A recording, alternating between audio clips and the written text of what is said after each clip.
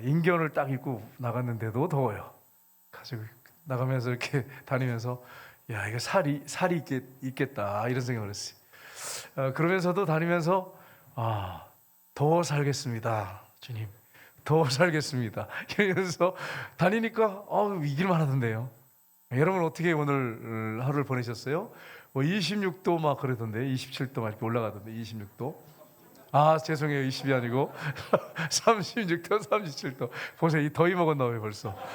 그래가지고 이게 다니면서 정말 덥구나. 그러면서 다녔는데, 야, 더 살겠습니다. 더 살겠습니다. 그리고 계속 그렇게 고백하면서 다녔더니 괜찮더라고요, 여러분. 인견 입어서 그런 게 아니고 제가 그런 고백을 하면서 하니까 마음에 정말 주님께서 그런 마음을 부어주시는 것 같아요. 이거 아무것도 아니다, 이런 마음을 부어주셔가지고 은혜 가운데 오늘 잘 보냈습니다. 여러분도 어떻게 오늘 하루 어떻게 잘 보내셨지요? 부흥회를 3일 동안 하고 나니까 여러분 많이 안 힘드셨어요?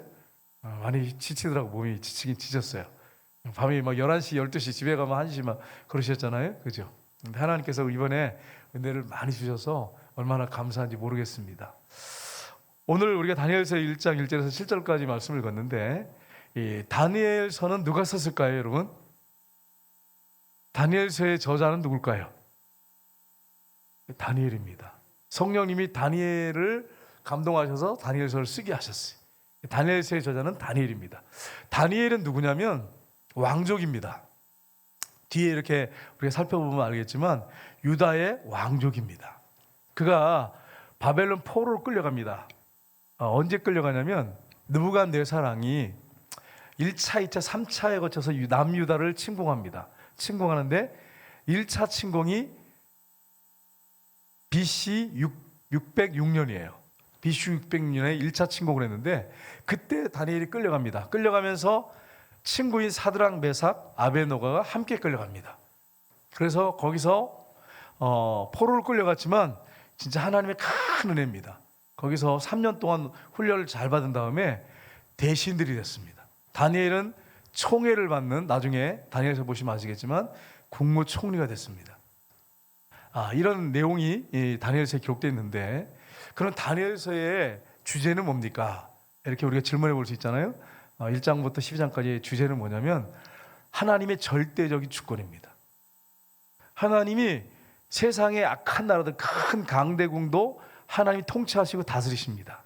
그래서 그 하나님이 다스리시는데 악한 왕들도 서기도 하고 우상 숭배하는 왕들도 서지만 하나님 백성들은 하나님의 절대적인 주권을 믿고 그 안에, 그 밑에서 기도하면서 믿음으로 살면 얼마든지 신앙으로 극복할 수 있고, 그리고 그 후에 세월이 간 다음에 나중에 정말로 그 후에는 완전한 하나님의 나라, 영원한 하나님의 나라가 옵니다.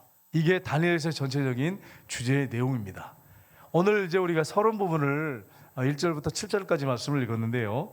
오늘 1절부터 7절까지 내용은 뭘 우리에게 보여주시냐면 이 하나님 백성이 어떻게 살아야 하는가, 이방 나라에서 다니엘이 살았던 모습을 이제 보여주면서 어떻게 살아야 하는가, 이걸 다른 말로 하면 우리가 세상 속에서 사단이 역사하고 있고 죄가 간영한 이 세상에서 우리가 어떻게 살아야 할 것인가, 그리스도인이 어떻게 살아야 될 것인가, 하나님 백성이 어떻게 살아야 할 것인가 하는 부분을 잘 보여주고 있는 말씀이 오늘 본문의 내용입니다. 그래서 오늘 본 말씀을 통해서 우리가 살펴보기 원합니다. 첫 번째는 하나님의 사랑을 깨달으면서 우리가 살아야 합니다.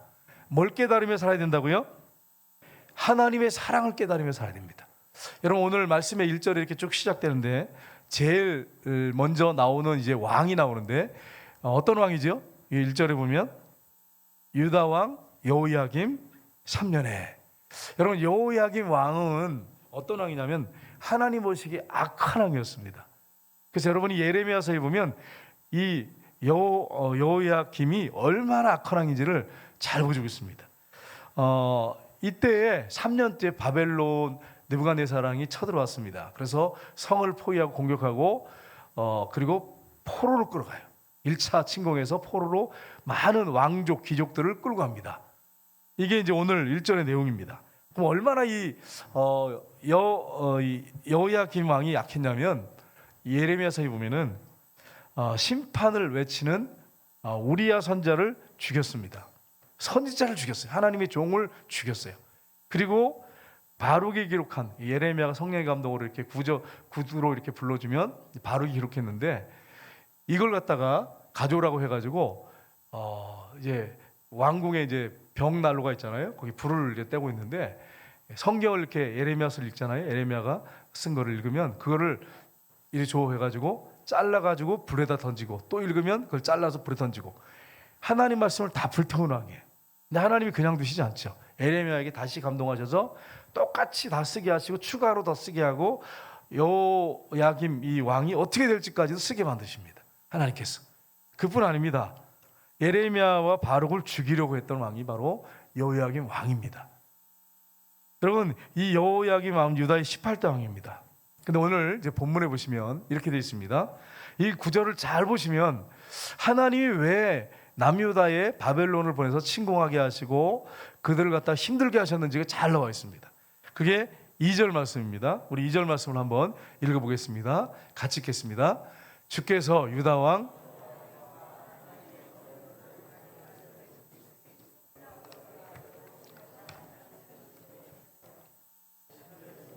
보물창고에 두었더라. 여기 보시면 이 말씀을 잘 보세요.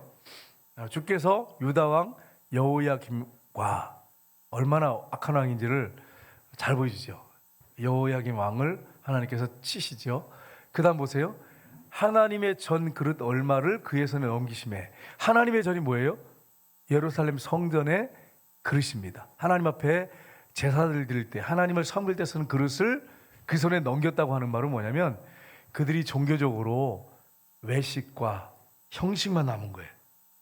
종교적인 그 외식이 하나님 너무 싫었던 거예요. 그래서 제사 드리는 게 싫으신 거예요. 너무 백성들이 외식이야. 삶하고 하나님을 섬기는 거하고 완전히 따로 노는 거예요. 그래서 여기 보면 하나님이 이스라엘 백성들을 징계할 뿐 아니라 여호야김 왕을 징계의 목적으로 그의 손에 넘기심에. 그의 손이 누굽니까?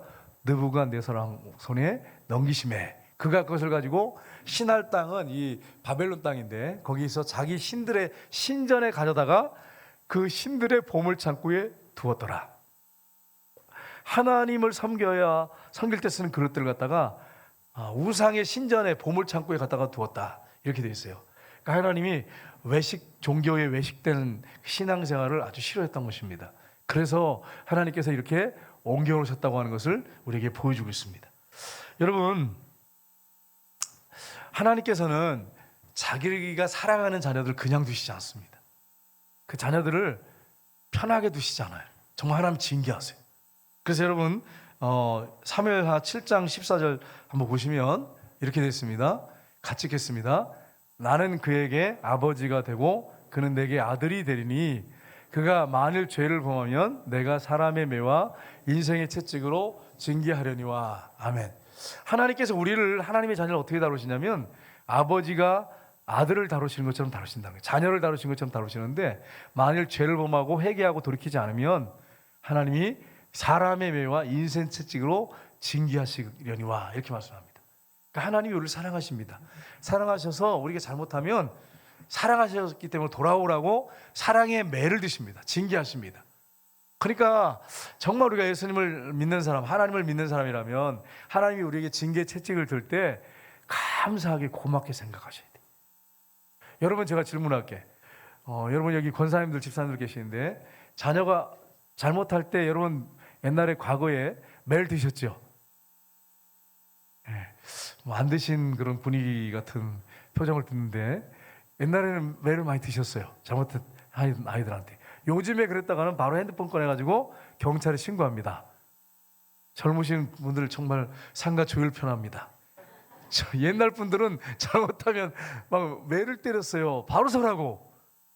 그러니까 애들이 바로 섰어요.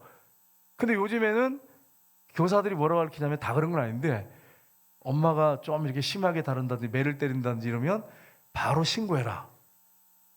이게 여러분 맞는 것입니까? 물론 너무 지나치게 해서 애들을 막 멍이 들도록 막 때리면서 매일 학대하고 그런 건 정말 그 부모가 아니죠. 사실 자기 감정을 컨트롤하지 못하고 막 무조건 그렇게 잡으면 정말 경찰서로 가고 이 거리두기 하고 하는 건 맞습니다. 근데 그런 부모가 아니고 자녀를 사랑해서 징계하는 것조차도 못하게 해요. 지금은 인권 하면서 이게 사탄의 뒤에 배후의 사단의 전략입니다. 그러니까 아이들이 아나무인이야.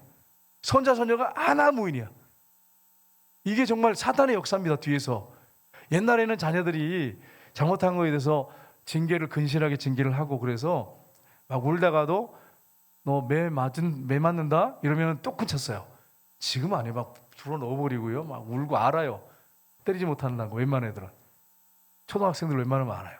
그래서 여러분 우리가 이런 사실을 알고 우리가 정말 지혜롭게 이런 때 어떻게 해야 할 것인지를 기도하면서 자녀들을 정말 주의 교훈 관계로 잘 양육하지 않으면 안 돼요. 사랑하는 자녀일수록 매를 듭니다. 감정을 절제 못해서 때리는 부모, 그분은 본인이 문제지만 그렇지 않고 정말 사랑하는데 이 아이가 바르게 서기 위해서 때리는 부모는 잘하는 거잖아요. 바늘도 저기 서도둑 된다는 말 진짜 실제잖아요. 그게 아이가 도둑질이 왔는데 엄마 아빠가 아유 때리면 안 되지. 그럼 내버려두면 나중에 걔는 어마어마한 이 나라에 해를 끼치는 도둑이 됩니다. 강도가 되고요. 그러니까 여러분 이런 부분이 있어요. 그러니까 우리가 자녀들을 믿음으로 신앙으로 잘 양육하지 않으면 안 됩니다. 우리에게 책임을 주셨어요. 하나님이 우리를 사랑하시기 때문에 근실하게 징계하십니다. 사랑의 매를 드십니다. 그래서 여러분과 제가 주님의 매를 맞을 때 하나님께서 나를 사랑하셔서 때리시는구나 하는 것을 여러분이 꼭 기억하셔야 됩니다. 히브리서 12장 6절을 보시면 이렇게 말씀하고 있습니다. 같이 읽겠습니다. 주께서 그 사랑하시는 자를 징계하시고 그가 받으시는 아들마다 채찍질하심이라 하였으니. 아멘. 하나님은 그 사랑하시는 자를 징계하신대. 그냥 두시지 않는데 그가 받으시는 아들마다 채찍질하심이라 그렇게 말씀하고 있어요. 그러니까 여러분 여러분 같으면 여러분이 잘못하고 죄를 짓는데 하나님이 내버려 두신다. 여러분 어떠세요? 내가 잘못하고 막 죄를 짓고 온갖 죄를 짓는데도 하나님이 매질을 하지 않아. 내버려 두면 여러분 고민을 더 하셔야 돼. 버린 자식이에요. 버린 자식. 버린 자식입니다. 아니면 하나님께서 너무 말을 안 들으니까 이렇게 팔짱을 끼고 그래 한번 너 지켜보자 한번. 그러다가 한번 맞으면 되게 맞는 거죠. 하나님 앞에. 근데 여러분 진짜로 손을 안 대는 사람은 하나님께서 버린 사람이죠. 사실은. 여러분도 그러잖아요. 자녀가 아닌데 남의 애가 잘못했다고 해서 데려다 때리는 부모가 여기 어디 있어요? 그런 어머니가 어디 있어요? 남의 자녀를 데려다 때려요? 있을 수가 없는 일이잖아요. 하나님이 자기 자녀이기 때문에 잘못됐을 때 그것을 바르게 고치기 위해서 매를 주십니다. 저도 매를 많이 맞았어요. 솔직히 얘기해서. 그러니까 여러분 바로셨지 만약에 제가 죄를 짓는데 하나님이 그냥 내버려 두신다면 어떻게 하겠어요? 저 같은 경우에는 죄를 짓고 마음에 죄를 지면 하나님이 기도가 안 돼. 기도가 일단은 기본적으로 엎드려서 기도가 안 돼. 내가 아내한테 잘못하면 기도가 안 돼. 여러분이 잘못하는데 기도가 술술 되는 것은 기도를 한번 여러분이 녹음 테이프를 탁 해가지고 녹음해가지고 한번 이게 잘 들어보세요. 이게 어떤 기도인지 다 정욕, 욕심 따라서 그냥 자기 그 원하는 거 해달라고 막 그거 하는 거죠. 사실은. 여러분 정말 하나님께 내가 범죄한 다음에는 또 사람들한테 잘못한 다음에 기도하면 기도가 안 돼요. 성령님이 내 안에 계시기 때문에 그걸 지적하신단 말이에요. 그러니까 여러분 어떻게 여러분 내가 하나님 앞에 죄 짓고 그냥 거기서 편안하게 그냥 그렇게 살 수 있냔 말이에요. 있을 수가 없는 거예요. 이제 오늘 아까 저기 이제 계단에 올라오는데 우리 한기영 간사님 딸이 얼마나 예쁜지요. 아빠 손을 잡고 계단을 이 옆에 올라온 게 아니라 계단을 올라오고 있었어요. 계단이 좀 높잖아요. 근데 애가 어리니까 이게 발을 못 올라오잖아요. 근데 아빠는 할 수 있어 이러면서 이제 이렇게 그 아이를 내가 옆에서 그랬어요. 따라가면서 아빠가 너 훈련시킨다 이러면서 이제 이렇게 가는데 저를 딱 보더니 옆에 있었거든요. 손을 딱 내미는 거예요. 그래가지고 이쪽에서 잡고 이쪽에서 잡고 그러니까 아이가 그냥 쉽게 씩 올라오더라고요. 그러니까 애가 좋아가지고 또 올라와서도 내 손을 딱 내면 손을 잡아달라 그래요. 여기서 본당에 들어와서도. 근데 제가 그때 무슨 생각을 딱 했냐면 우리 예수님이 나의 주인이 왕으로 계시고 성령님이 나와 함께 하시는구나. 그러니까 내가 이렇게 사랑을 받으니까 내가 이제 목회할 수 있는 거구나. 그리고 두 분이 그렇게 나를 인도하시니 난 정말 하나님을 잘 기쁘게 섬길 수 있겠다. 이런 마음을 그 순간에 깨닫게 하시더라고요. 예수님이 여러분의 주인이고 머리시고 성령님이 보혜사로 여러분 곁에서 도우시고 계세요. 그래서 이렇게 손을 탁 잡고 이렇게 다니시니까 얼마나 여러분 신앙생활하기 좋아. 혼자가 아니잖아요, 여러분. 그러니까 이거 손을 나 이렇게 하고 혼자 막 용을 쓰고 하는 신앙생활하면 여러분 얼마나 신앙생활이 힘드시겠어요. 예수님을 주인으로 탁 모시고 왕으로 모시고 성령님의 도움을 구하고 보혜사 성령님이 옆에서 늘 도우시니까 그분의 인도 따라서 그렇게 여러분 살아간다면 여러분 정말 신앙생활 승리하는 신앙생활 살 줄로 믿습니다. 그렇게 쉽게 올라오니까 애가 좋아가지고 이 본당에서 들어와 손을 내밀면서 제 손을 저한테 손을 잡아달라고 여기까지 이렇게 들어왔어요. 여기까지 손잡고. 그래서 제가 얼마나 기분이 좋았는지 몰라요. 아이들이 이렇게 도망가는 것보다 손잡아달라는 게 얼마나 좋아요, 그렇죠? 여러분 저를 보고 도망가면 어떡하겠어요? 목사님을 손잡고 이렇게 해야 좋지, 그렇지 않겠어요? 하나님은 우리를 사랑하십니다. 자기 독생자까지 아낌없이 우리를 내어주셨어요. 원수인 세상을 사랑했던 우리, 세상에 짝했고 사단을 따라갔던 우리, 범죄한 우리, 십자가의 원수의 길을 행했던 우리, 따지고 보면 원수예요. 하나님 원수.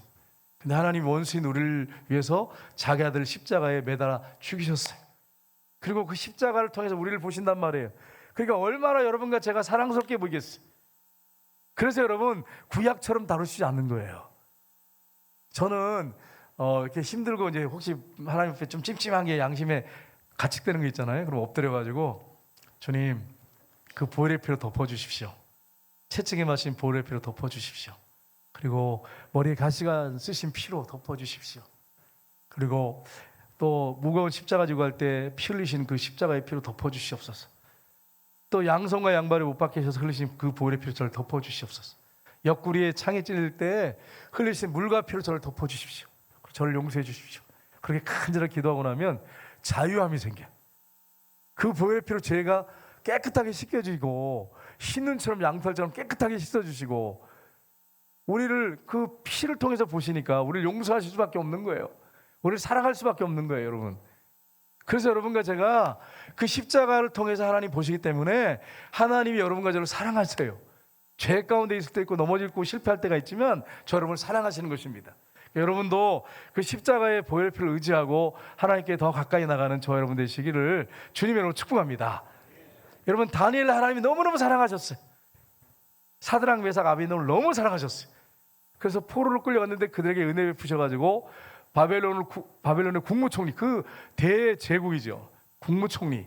또 그 사드락 메삭 아벤노고 세 친구는 신하, 각 지방의 도에 있는 도지사 그 정도 되는 신하들로 하나님이 세우셨습니다. 이게 하나님의 사랑입니다.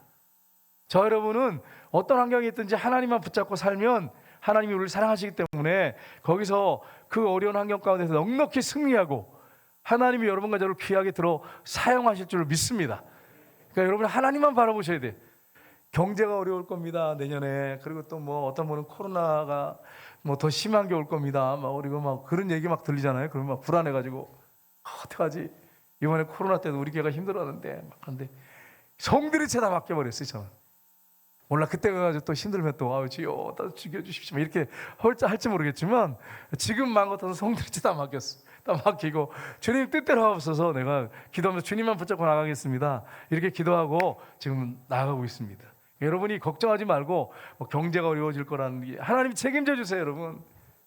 여러분 우리나라가 지금 세계에 거의 10위 정도 되거든요. 근데 이 우리나라 문화나 집, 차 이런 것들은 세계에서 손꼽힙니다.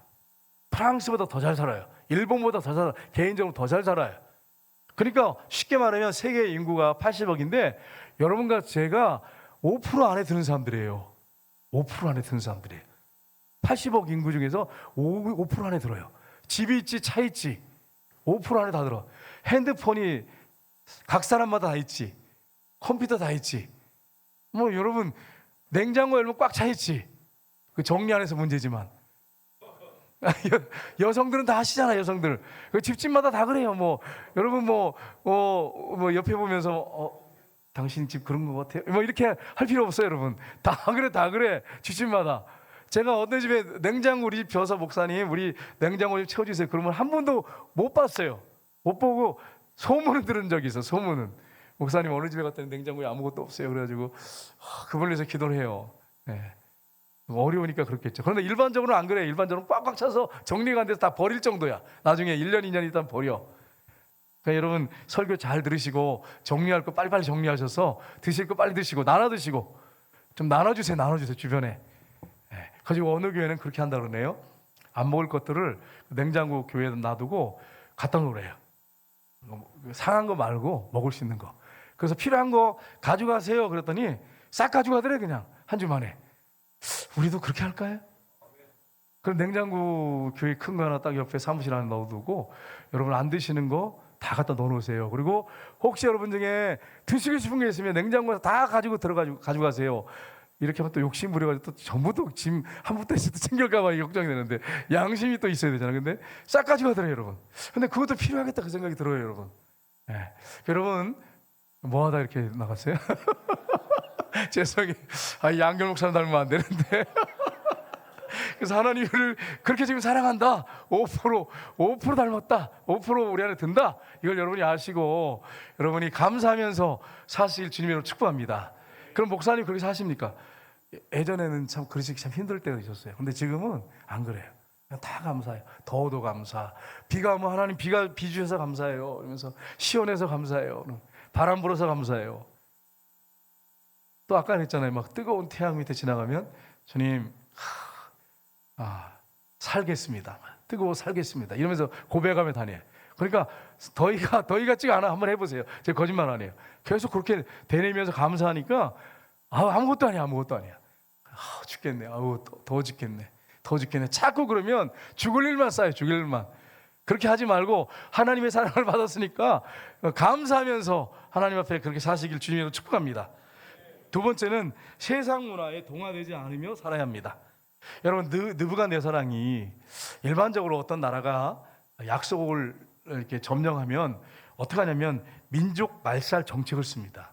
근데 이 느부갓네살은 강교한 건지 지혜로운 건지 잘 모르겠는데 이 사람은 민족 융화 정책을 씁니다.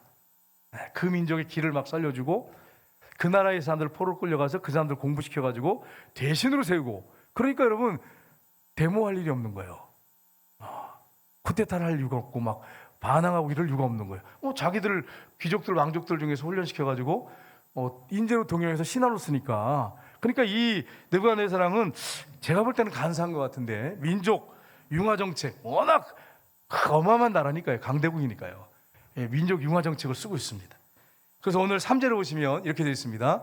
같이 읽겠습니다. 왕이 환관장 아스브나스에게 말하여 이스라엘 자손에게서 왕족과 귀족 몇 사람 아멘. 여기 보면 왕이 환관장 아스브나스에게 말해서 이스라엘 자손 중에 왕족과 귀족 몇 사람을 그 다음에 4절에 보면 이어서 나오는데 어떻게 되냐면 그들의 학문과 언어를 3년 동안 가르쳐라. 왕이 먹는 포도주, 왕이 먹는 음식을 그들에게 먹여서 훈련시켜서 나중에 테스트해 보겠다. 3년 후에. 그리고 인재로 등용하겠다. 이게 3절 4절의 내용입니다. 근데 그 중에 다니엘, 사드락, 메삭, 아벤노가 들어갔다고 하는 것입니다. 여러분 왕의 음식 5절에 보세요. 5절에 보면 이렇게 됐습니다. 또 왕이 지정하여 그들에게 왕의 음식과 그가 마시는 포도주에서 날마다 쓸 것을 주어 3년을 기르게 하였으니 그 위에 그들은 왕 옆에 서게 될 것이더라. 아멘. 여러분 생각해 보세요. 내가 포로로 끌려갔는데 왕이 나를 뽑아가지고 거기서 왕이 먹는 포도주, 왕이 먹는 음식, 그게 정말 좋은 거잖아요. 그런 음식을 갖다가 3년 동안 먹이면서 공부시켜. 무상으로. 공부를 3년 동안 공짜로 시키는 거예요. 그렇게 하는 왕이라고 생각해 보세요. 얼마나 감격스럽겠어요. 야, 세상에 이런 왕이 다 있구나. 그 감옥에 가 있든지 아니면 노예 생활, 강제 노역을 하든지 노예 생활을 하는 것도 그래도 살려만 줘도 감사한데 세상에 극진히 대접을 하고 거기다 공부까지 시켜 문무를 겸비할 수 있도록 해줘. 야, 나는 이 왕에 충성해야겠다. 동화되는 거 당연한 겁니다. 동화되는 게 당연한 거죠. 근데 다니엘, 사드락, 메삭, 아벤노고는 왕이 하는 명령은 따르지만 동화는 안 돼요. 절대로 물과 기름이 하나 되지 않은 것처럼 하나 되지 않습니다. 성경에 보시면 그렇게 되어 있습니다. 우리가 이 사실을 기억하고 이런 세상에 나와 살지만 우리가 물과 기름처럼 동화되면 안 됩니다. 우리는 성령의 기름 부으심이 있는 사람들이에요. 세상에 가서 여러분이 동화되며 살면 안 돼요. 하나님 기뻐하잖아요. 근데 이게요, 그냥 이렇게 된 게 아니고요. 이게 히스기 왕 때 이미 예언된 겁니다. 히스기 왕은 언제 왕이냐면 13대 왕인데, 히스기 왕이 하나님께서 그에게 큰 축복을 주시고 은혜를 주셨어요. 그가 죽게 됐을 때 하나님이 그가 통곡하면서 울면서 하나님 앞에 막, 하나님 내가 행한 그 선하게 행한 것을 기억해달라고 막 통곡할 때 하나님이 이사야 선지자를 통해 가지고 15년 생명을 연장시켜 주겠다 이렇게 말씀하셨어요. 그리고 또 아수르로부터 막아주겠다. 얼마나 큰 축복입니까? 내가 너와 함께 해주겠다 막 이렇게 하면서 약속을 주셨어요. 그랬더니 나중에 교만이 이렇게 들어온 거예요. 교만이.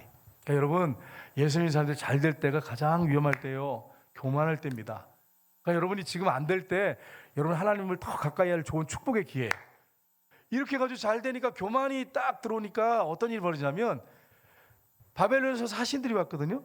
왔더니 자기가 얼마나 지금 부유한지를 창고를 다 열어요. 다 열어 보여주고, 무기 창고 다 보여주고 자기가 얼마나 힘이 있는지 과시하려고. 내가 비록 바벨론 강대국보다는 작지만 나 이만큼 힘이 있는 사람이야 이렇게 보여주려고 다 오픈합니다. 교만해가지고 그래요. 누가 그렇게 한 거죠? 하나님이 하신 거예요. 하나님이. 그러니까 여러분이 잘 산 것은, 지금 여러분이 좋은 아파트 사는 것은 누가 그렇게 하신 거예요? 대답을 안 하세요. 하나님이 하셨어요. 여러분이 좋은 차 타고 다니는 거 하나님이 하셨어요. 차하고 집하고 관계없어요. 신앙하고. 여러분, 신앙을 점검해 보면 알아요. 고난이 오면 이 사람이 진짜인지 가짜인지가 딱 드러나요. 다 하나님이 주신 거예요. 하나님이. 우리 교회에 이렇게 하나님께서 복을 주신 것은 하나님이 하신 거예요. 누가 한 사람, 특별한 사람이 잘한 게 아니에요. 우리는 그냥 수정 들은 것 뿐이죠, 주님 앞에. 근데 막 다 오픈해가지고 막 보여주고 그러니까 하나님이 그 교만을 보시고 뭐라고 예언자를 통해서 예언하게 하시냐면 이렇게 예언하게 하십니다. 히스기야 이제 예언하죠. 이사야가 39장 6절 7절 보겠습니다. 같이 읽겠습니다. 보라, 날이 이르리니 내 집에 있는 모든 소유와 내 조상들이 오늘까지 쌓아둔 모든 바벨론으로 옮긴 바 되고 남은 것이 없으리라.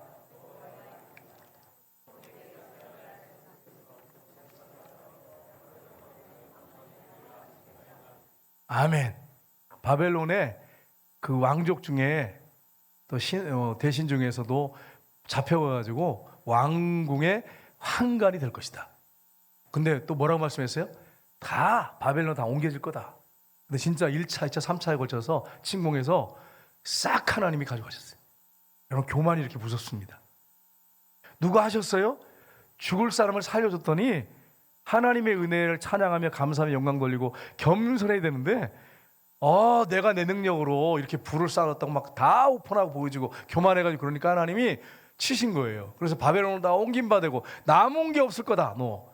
그리고 내게서 태어난 자손 중에서 몇이, 그래서 여러분 다니엘이 왕가잖아요. 왕의 후손이잖아요. 사로잡혀 바벨론 왕궁의 환관이 되다. 이게 그대로 성취됐습니다. 여러분, 이 히스기 왕은 13대 왕입니다. 그러면 이 누굽니까? 요야긴 왕은 몇 대 왕입니까? 아까 18대 왕이라고 했죠. 보세요. 정말로 그 왕가에서 정말 하나님이 이렇게 행하셨어요. 그래서 여러분과 제가 항상 겸손하셔야 됩니다. 그리고 세상에 동화되지 말아야 돼요. 세상에 동화되는 사람들 많아요. 제가 이제 기억나는 게, 말씀을 준비해서 기억나는 게 뭐였냐면, 미운 오리 새끼가 갑자기 기억이 났어요. 여러분, 그 미운 오리 새끼가 어떤 내용입니까? 여러분 잘 아시잖아요? 예. 백조죠, 백조. 백조 알이 어떻게 오리 알에 이게 딱 섞였어요. 알이 더 큰데. 그래가지고 이제 오리가 품었어요. 예? 딱 품어가지고 딱 다 까고 나왔는데, 오리 새끼들 귀엽잖아요? 노란 오리 새끼들 귀여운데 이상한 새끼 하나가 거기 껴있는 거야. 그래가지고 그러면서 꽥꽥거려야 되는데 이상한 소리를 막 내는 거예요. 그 꽥꽥 흉내를 내려고 하는데 꽥꽥도 안 돼. 비슷하게 흉내내면서 따라다니지만. 그러니까 엄마 오리가 굉장히 미워해. 형제 오리들도 미워해. 아우, 참 못생겨가지고 저렇게. 정말 못생겨가지고 저런 걸 어떻게 내가 나는지 모르겠네. 오리 생각이 그렇겠죠. 그리고서는 이제 완전히 참답이죠. 맨 꼭지에 따라가고 항상. 그러고서는 이제 엄마가 오리가 쭉 하면 엄마가 많이 닮고 아빠 닮은 오리가 이렇게 깨끗거리면서 따라다니죠. 그 점점 컸어요. 등치가 점점 커지면서 몸이 하얘지는 거야. 다른 어린이들하고 몸이 달라. 아, 정말 못생겼네. 어떻게 저렇게 못생기냐, 못생겨도. 근데 어느 날 호숫가에 이렇게 갔는데 하늘을 딱 보니까 사실 자기 몸하고 똑같이 생긴 백조가 확 날아가는 걸 보고서 어떻게 됐어요? 야, 내가 이게 잘못 들어와 있구나 여기에. 그래서 결국 이제 자기의 그 백조라는 것을 자기가 자기가 이제 백조의 그 자녀라고 하는 걸 깨닫고 쉽게 말하면 그래 나중에 어떻게 됩니까? 다시 돌아가잖아요.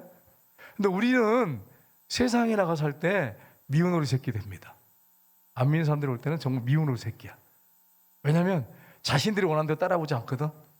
그러니까 여러분 우리가 세상에 나가서 대접받을 거라고 생각하시면 안 돼. 신앙생활 잘하면 하려고 할수록 미운 오리 새끼가 돼. 왜냐하면 뇌물 받는데 장소에 우리 뇌물 안 받습니다.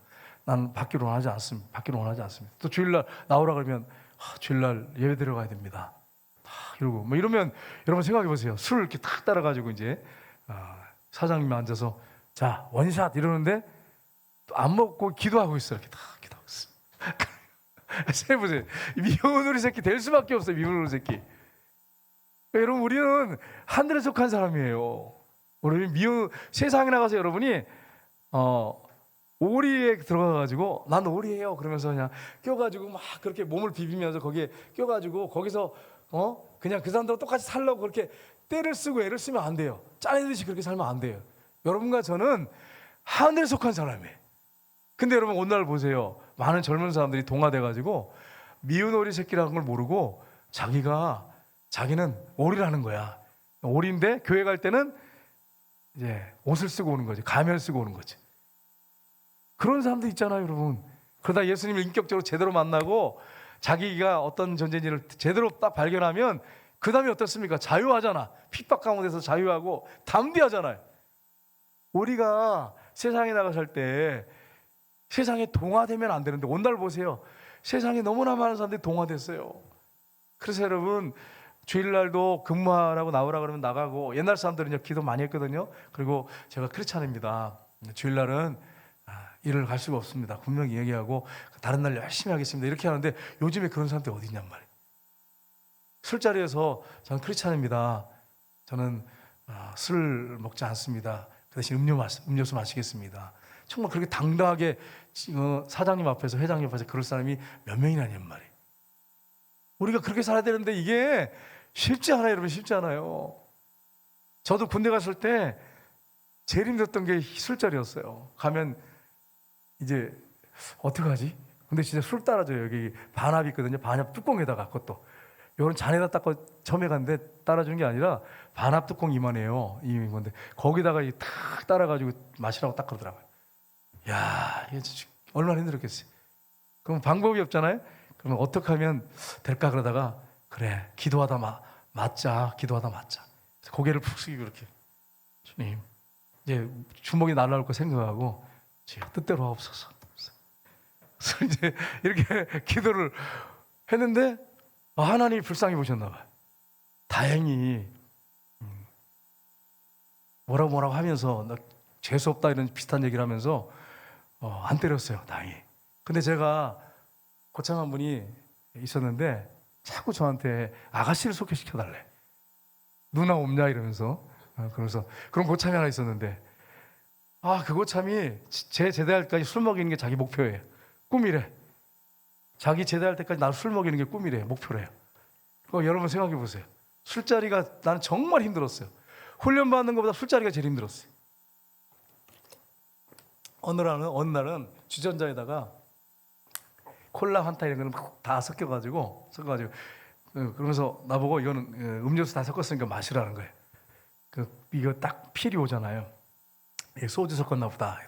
안 마십니다. 이랬더니 이 자식이 끝까지 그래서 그렇게 했어요 진짜로. 그러니까 여러분 이게 얼마나 힘드냐 말이에요. 생각해 보세요. 이게 쉽지 않아요. 그럼 매도 많이 맞았죠. 그러다 보니까 밤에 불려나가서 너는 왜 밑에 애들 때리지도 못하냐 이 바보야.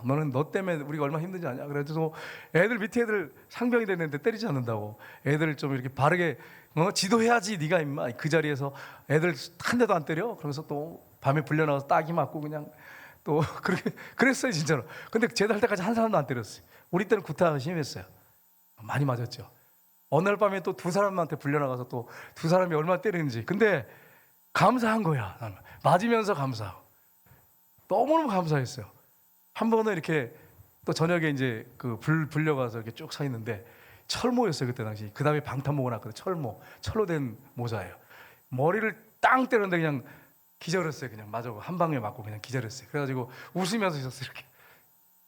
그랬더니 이제 그래가지고 좀 이따 깨어났거든요. 깨어나가지고 이제 근무소로 나가야 되잖아요.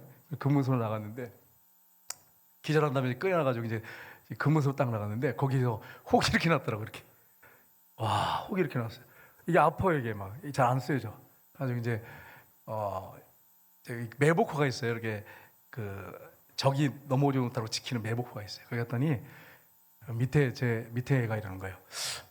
최상병님은 어떻게 매를 맞고 그렇게 웃고 계세요? 그래서 저보고 속도 모르고 웃고 계세요. 그러면서 저한테 말씀을 들려달래. 그래가지고 제가 거기서 1시간 동안 서가지고 하나님 말씀을 들려줬어요. 그러니까 여러분 이게 성령이 하신 거지 제가 뭐 여러분 아시잖아요. 그거 맞고 이렇게 혹이 나는 사람이 뭐가 제가 무슨 뭐 그렇게 혹이 나는 사람이 그거 뭐 행복해가지고 웃었겠어요? 근데 웃었다는 거예요. 제가 맞고서 탁 기절해가지고 막 웃고 있더라는 거예요. 누워가지고 그걸 본 거예요 애들이. 그러니까 여러분 제가 봐도 좀 맛이 간 건지 제가 볼 때는 제가 볼 때 그렇게 신령한 사람 아니었거든 그때요. 네. 그러니까 여러분 보세요. 세상에 동화되지 않고 산다는 게 얼마나 힘든지 몰라요, 여러분. 얼마나 힘든지 몰라요. 제가 하나님께서 저를 불쌍히 보셨나 봐요. 그래서 우리 소대에 가장 무서운 고참이 있었는데 어느 날 이게 쭉 부대원들인데 나를 딱 세워놓고 뭐라 하냐면 얘는 절대 술 먹이지 마라. 딱 이러는 거예요. 그러면서 얘는 술 먹이지 마. 담배 권이지도 하지 말고 교회 가도록 놔두고 이렇게 하더라고요. 고참이. 이게 하나님의 특별한 은혜죠. 그러니까 여러분 이게 하나님께서 불쌍히 여기셨어요. 그러니까 세상에 나가서 동화되지 않는 게 얼마나 중요한지 몰라요, 여러분. 여러분 우리가 믿음 지키고 끝까지 싸우고 정말 좁은 길 가면 하나님의 은혜가 있습니다. 그러니까 여러분이 절대로 세상에 나가서 동화되지 말고 여러분이 만약에 동화돼 버리잖아요. 전도 못해. 왜 못한지 아세요? 전에 술 마셨잖아요. 전에 타협했잖아요. 전에 했던 행실들 있잖아. 그거 얘기하면 여러분 교회 나오란 말 할 수 있어요? 정말 진실되게 신앙을 지키는 모습을 보여줘야 나 좀 교회 좀 갔으면 좋겠다고 어느 날 힘들 때 이 사람이 그렇게 고백을 하지. 똑같이 살아. 똑같이 그냥 동화돼가지고 그러면 그 사람이 여러분한테 나 교회 좀 데려가 주세요. 그런 사람이 어딨냔 말이에요. 제가 이제 그렇게 하다 보니까 이제 비상 이제 이렇게 훈련이 있어서 비상 이제 훈련 이제 딱 하면 사이렌이 울리고 막 난리가 나거든요. 짐 막 싸가지고 막 빨리 대기하고 출동해야 돼. 근데 주일이야 그날이. 저도 참 멍청하죠. 성경책 끼고 나갔어. 그랬더니 제 위에 고참이 너 어디 가냐? 지금 비상시인데 어디 가냐? 교회 갑니다. 그러더니 그때 또 내 밑에 애가 이등병이가 또 성경을 끼고 나온 거예요. 내가 걔한테 그랬어요. 너 죽을 거 각오하고 와야 된다. 그러니까 예 그러는 거예요. 장벽 훅 각오했대. 그래서 따라 나왔어요. 너 갔다 오면 죽을 줄 알아 이러더라고요. 너 갔다 오면 보자. 딱 이렇게 하더라고요. 그래서 갔어요 그냥. 안면 탁 몰수하고 그냥 갔어. 둘이 가서 예배 드리면서 여러분 예배가 얼마나 은혜스럽겠어요. 여러분 생각해봐요. 이제 가면 이제 끝나는구나 이제 죽는구나 이러면서 주여 이러면서 이렇게 앉아가지고 주여 어때면 좋겠습니까? 이러면서 그런데 하나님이 역사하셨어요. 우리 그 대대장님이 크리찬 아내가 신실한 크리찬이에요. 그래가지고 그분이 이 최상병 건들지 말라고 전화를 해주시더라고. 절대 건들지 말라고. 그런 일이 있었어요. 제가. 그래가지고 나중에 그분이 제가 병장 때 군종병을 시켜주셨어요. 그게 쉽지 않거든요. 여러분 제가 그런 것들을 보면서 참 별의별 일이 다 있었어요. 이제 그래서 군종병이 된 다음에 종교제모에 취한다고 했더니 상사가 야 이 미친놈아 무슨 종교제모? 종교제모 뭐냐면 전부 누워서 제가 이제 말씀을 같이 이렇게 나누고 재우는 시간이에요. 근데 그걸 제가 했더니 막 그것 때문에 또 막 몽둥이를 들고 오는 거예요. 그래서 도망가면서 제가 사장님한테 저기 대대장님한테 이르겠다고 그러니까 일로 봐 이 자식아 그러면서 막 그 도망도 아니고 막 별의별 일 다 있었어요. 제가 기억이 그래요. 그러니까 하나님이 은혜로 보호하셨기 때문에 지금 왔지 안 그랬으면 저도 막 죽었을지도 몰라요. 별의별 일이 다 있었어요. 그러니까 여러분 동화되면 안 돼요. 동화되면 안 돼. 좁은 길을 가야 돼. 끝까지 믿음을 지키고 가야 돼. 그러면 하나님이 나중에 책임져 주세요. 내가 십자가를 지고 하는 것 같지만 내가 지는 게 아니에요. 누가 지냐면 주님이 져주세요. 주님이. 그리고 나중에 그 고난을 다 이기게 하십니다. 그러니까 여러분 세상에 동화되지 마시기를 주님으로 축복합니다. 그래서 여러분 성경에 보세요. 요한일서 2장 15절 16절을 보겠습니다. 같이 읽겠습니다. 이 세상이나 세상에 있는 것들을 사랑하지 말라. 누구든지 세상을 사랑하면 아버지의 사랑이 그 안에 있지 아니하니 이는 세상에 있는 모든 것이 육신의 정욕과 안목의 정욕과 이생의 자랑이니 다 아버지께로부터 오는 것이 아니요 세상으로부터 온 것이라. 아멘. 세상에 있는 것들은 딱 정리가 되잖아요. 육신의 정욕과 안목의 정욕과 이생의 자랑, 이게 세상의 것들이에요. 근데 보세요, 많은 크리스찬들이 세상을 사랑해. 세상을 사랑하면 하나님의 사랑이 그 안에 있지 않다 그랬어요. 주님을 사랑해야지 세상을 사랑하시면 안 돼. 세 번째는 신앙의 정체성을 가지고 살아야 됩니다. 오늘 6절 7절 한번 보겠습니다. 같이 읽겠습니다. 그들 가운데는 유다 자손 곧 다니엘과 하사냐와 미사엘과 아사랴가 있었더니 환관장이 그들의 이름을 고쳐 다니엘은 하나나는 사드락이라 하고 미사엘은 메삭이라고 하고 아사랴는 아벳느고라 하였더라. 아멘. 여러분 3년 동안 훈련시켰는데 그 전에 이름을 먼저 바꿔줬어요. 네, 이름을 한번 볼까요? 도표 한번 보겠습니다. 한번 이렇게 자 보세요. 여기 보세요. 유대식 이름은 뭐예요? 다니엘입니다. 하나님은 나의 재판관입니다. 이스라엘 백성들이 범죄한 거 하나님이 재판하셨어요. 정말 그렇게 하셨잖아요. 이름대로 됐죠. 근데 이름을 고쳐줬어요. 뭘로 바꿨어요? 벨드사살. 벨드사살은 뭐냐면 벨이, 여러분 이게 벨은 바벨론 신입니다. 벨이 왕을 지켜주시길 이렇게 되어 있어요. 그 다음에 보세요. 하나나는 뭡니까? 유대식 이름은 여호와는 자비로우시다. 근데 이름을 어떻게 바꿨어요? 사드락. 아쿠신의 명령, 여신이거든요. 여신, 이 바벨론의 여신이에요. 아쿠신의 명령 이렇게 바꿔줬어요. 미사엘 보세요. 누가 하나님 같으랴. 얼마나 이름이 좋아요, 그죠? 미사엘. 근데 이 메삭으로 바꿨어요.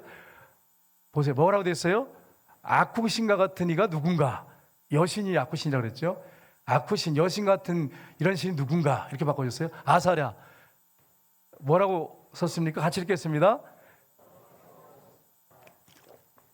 여호와께서 도우신다. 근데 아벳느고는 뭡니까? 느고신의 종. 바벨론의 신의 이름이 다 들어가서 이렇게 바꿔줬어요. 자, 우리나라가 일제시대 때 창씨개명 했잖아요. 그래서 우리나라 이름 못 쓰게 하고 어떻게 했습니까? 일본식 이름을 다 쓰게 했잖아요. 근데 그냥 일본식 이름을 쓰는 것까지는 괜찮잖아요. 그래도 분위기가 좀 썰렁한데 일본식 이름을 쓰는 거 여러분 어떠세요? 예? 여러분 어떠세요? 여러분 만약에 여러분이 지금 여기 와 계시는데 여러분 뭐 일본 이름 부르면 여러분 어떠시겠어요? 뭐 아사코 씨 이렇게 하면 여러분 권사님한테 이거 얼마나 충격이야, 그렇죠? 근데 그것도 심한데 우상의 이름을 다 집어넣어가지고 이름을 다 개명을 해서 바꿔줬어요. 왕이 직접. 이거 바꿀 수도 없잖아. 여러분 그래서 성경에 보시면 그냥 그 이름을 가지고 가요. 어쩔 수 없잖아. 왕이 이름을 바꿔줬는데 그걸 내가 나 이름 이거 안 씁니다 이렇게 해가지고 했다가는 어떻게 해요? 죽는 거죠. 그러니까 그냥 이름을 그대로 받았어요. 바꿔서 이름을 바꿔서 쓰는데, 근데 놀라운 것은 정체성을 잃어버리지 않습니다. 우리가 세상에 나가 살 때 우리가 세상 사람하고 똑같이 살아야 돼. 현장에서 똑같이 땀 흘리고 똑같이 일해야 되고 똑같이 살아야 됩니다. 그러나 크리스찬의 정체성을 잃어버리면 안 되는 것입니다. 다니엘, 사드락, 메삭, 아벳느고는 그런 가운데 절대로 여러분 동화되지 않고 정체성을 잃어버리지 않았습니다. 믿음을 가지고 살았습니다. 그래서 여러분 보세요. 다니엘이 친구들하고 함께 8절을 보시면 이렇게 되어 있습니다. 같이 읽겠습니다. 다니엘은 뜻을 정하여 왕의 음식과 그가 마시는 포도주로 자기를 더럽히지 아니하리라 하고 자기를 더럽히지 않도록 환관장에게 구하니. 아멘. 보세요. 여러분 왕이 주시는 음식, 왕이 마시는 그가 마시는 포도주로 얼마나 여러분 좋은 거겠어요? 생각해 보세요. 얼마나 좋은 거겠어요? 여러분 지금 이 음식이 우리가 생각할 때 그냥 성경에 쓰였으니까 뭐 괜찮은 음식이겠다 그러지만 왕이 먹는 음식이에요. 왕이 먹는 음식, 왕이 마시는 포도주야. 그런 걸로 대접을 받아. 얼마나 여러분 좋아요, 여러분. 그러니까 여러분 그 환관장에게 이걸 안 먹겠다고 하는 거예요. 그러고서 시험해 달라고, 채식을 우리가 먹겠다고. 그래서 채식을 했죠. 11일 동안 시험했는데 다니엘, 사드락, 메삭, 아벤노고가 더 얼굴에 광채가 나고 그러니까 환관장이 너희 채식 주겠다 이랬어요. 근데 여러분 제가 군대에서 승리를 많이 했지만 정말 죽을 각오하고 나 그렇게 했어요, 신앙사. 근데 저도 실패한 게 있어요. 그게 뭐냐면 제가 성경 지식이 너무 많아서 그런 건지 모르겠지만 어떤 이제 고참이 저기 섬 거기 이제 이렇게 섬 같은 데인데 이렇게 고사를 지내고 떡을 갖고 왔는데 뭐 크리스찬들은 고사 지난 떡 안 먹는다며 어리면서 시루떡을 갖고 왔는데 막 곰이 무럭무럭 나는 거예요. 와, 근데 그때 제가 어떤 말씀이 딱 떠올랐냐면 세상의 신은 아무것도 아니니까, 거기 고린도전서 나오잖아요. 세상의 신은 아무것도 아니다. 그러니까 묻지 말고 먹어라. 이게 딱 생각이 나는 거예요. 그 생각이 나면 안 돼. 왜냐하면 그 사람이 뭐라 그랬어요? 고사 지내고 가지고 온 떡입니다. 이 말씀이 생각이 나서 난 안 먹는다 이렇게 써야 돼요. 근데 너무 배가 고프니까 김이 뽀락뽀락 나는 걸 가져와가지고 딱 놓고서는 하는 말이 이거는 절한 거 아니에요, 여러분. 전 절하지 않았어요. 오해하시면 안 돼. 절하면 목숨 걸고 안 했죠. 근데 말씀이 고린도전서 말씀이 많이 읽었거든요. 성경을 읽다 보니까 세상의 신은 아무것도 아니기 때문에 묻지 말고 그냥 먹어라 이렇게 돼 있었어요. 기억나세요, 여러분? 저만 기억나는 거예요? 이게 당황스럽네 이게. 거기 그렇게 돼 있어요. 그러니까 누가 음식 가져오면 이거 어디서 났어? 이렇게 묻지 말고 그냥 먹어라 기도하고 이렇게 됐잖아요. 그게 떠오른 거야. 그래가지고 이게 육에 반응한 거예요. 솔직히 얘기해서 여쭤봐야 되는데 그걸 못했어. 그래서 먹고 나니까 크리스찬들은 고사떡 안 먹는다는데 옆에서 막 그러니까 죽겠는 거예요 이게. 너무나 힘들었어요 정말. 먹고서 정말 죽는 줄 알았어요 제가. 그러니까 여러분 보세요. 제가 목숨 걸고 막 어떤 거 뭐 지키고 나는 크리스찬 정체성을 안 잃어버리고 막 하는데 사단이 딱 시험할 때 유혹하면 이렇게 넘어가는 거죠. 그때 제가 두 말씀이 있지만 당신이 알려줬기 때문에 난 먹을 수 없습니다. 이렇게 했어야 돼. 묻지 말고 뭐라 한단 말은 묻지도 말고 그냥 모르고 그냥 기도하고 먹어라 이런 뜻인데 그렇게 합리화시켜가지고 먹었다니까요. 그러니까 여러분 하나님 말씀 가지고 합리화하는 사람들 많습니다. 크리스찬 중에. 이런 분이 있어요. 제가 들었는데 목사님 술 취하지 말라 그랬지 술 먹지 말란 말 없잖아요. 이렇게 대놓고 집사님이 물어보더라고요. 우리 교회 집사님 아니에요. 제가 어느 교회 집사님이 그렇게 하더라고요. 그래서 제가 집사님한테 물어봤어요. 집사님 그러면 물어볼게요. 술을 한 잔 먹으면 안 취하나요? 취하죠. 한 잔만큼 취하죠. 두 잔 먹으면요. 두 잔만큼 취하죠. 세 잔 먹으면요. 세 잔만큼 취하죠. 그러니까 술 먹지 말라는 말이 없으니까 먹어도 된다. 그게 말이 됩니까? 그러니까 가만히 생각하더라고요. 다니엘은 왕이 주는 포도주도 안 마셨다고. 이러니까 그러냐고.